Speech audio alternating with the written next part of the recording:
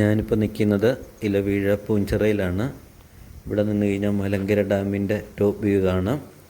ആ കാണുന്നതാണ് മലങ്കര ഡാമിൻ്റെ ടോപ്പ് വ്യൂ. ഇവിടെ നിന്ന് കാണുമ്പോൾ നല്ല ഭംഗിയാണ്. പിന്നെ നമുക്കിവിടെ എത്തിച്ചേരാൻ സാധിക്കുന്നത് ഇലവീഴ പൂഞ്ചിറയിൽ നിന്ന് ജീപ്പ് സവാരി നടത്തണം. ഇലവീഴ പൂഞ്ചിറയിലാണെങ്കിലും കാണാൻ നല്ല ഭംഗിയുള്ള ഇതാണ്. ഒരു ടൂറൊക്കെ പോകാനാണെങ്കിലും പറ്റിയ സ്ഥലമാണ് ഇലവീഴ പൂഞ്ചിറ. അതിൻ്റെ ഫുൾ വീഡിയോ ഞാൻ അടുത്ത ദിവസം ചെയ്യുന്നതാണ്. ഇനി ഇവിടെ തൊട്ടടുത്ത് തന്നെ മുനിയറ ഗുഹയുണ്ട്, നമുക്ക് അങ്ങോട്ട് പോവാം. പിന്നെ ഇലവീഴ പൂഞ്ചിറയിലേക്ക് വരാനാണെങ്കിൽ ഏറ്റവും നല്ല വഴി എന്ന് പറഞ്ഞു കഴിഞ്ഞാൽ പാല മേലുകാവ് മറ്റത്ത് നിന്ന് ഇങ്ങോട്ട് വരാൻ നല്ല വഴിയാണ്.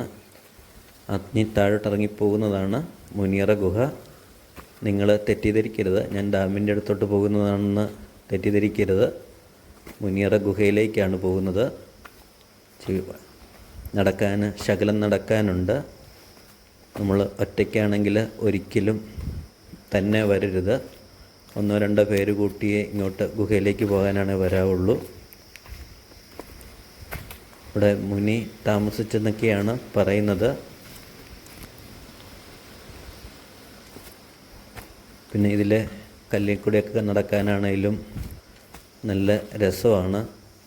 ഒരു വൈബ് തോന്നുന്നില്ല, തണുത്ത കാറ്റൊക്കെ ഉണ്ട് ഇറങ്ങിച്ചെല്ലാനൊക്കെ. പിന്നെ ഒറ്റയ്ക്കായതുകൊണ്ടൊരു ചെറിയ പേടിയുണ്ടായിരുന്നു. എന്നാലും രണ്ടും കൽപ്പിച്ചങ്ങ് മുന്നോട്ട് പോയി.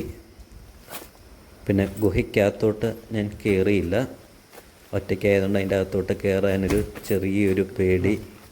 എങ്ങാനും വല്ലതും മണ്ണിടിഞ്ഞാലോ എനിക്ക് ഒന്ന് ചെറിയൊരു പേടിയുള്ളത് കൊണ്ട് അകത്തോട്ട് ഞാൻ കയറിയില്ല. നമ്മളെ ഗുഹയുടെ അങ്ങോട്ട് ഇറങ്ങിപ്പോകുന്നതേ ഉള്ളൂ.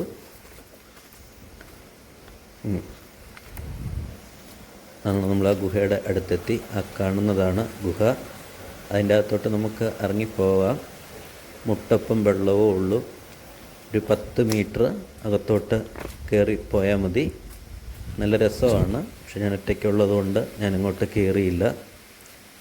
പിന്നെ ഇതിൻ്റെ പരിസര പ്രദേശങ്ങളാണെങ്കിലും കാണാൻ നല്ല ഭംഗിയാണ്.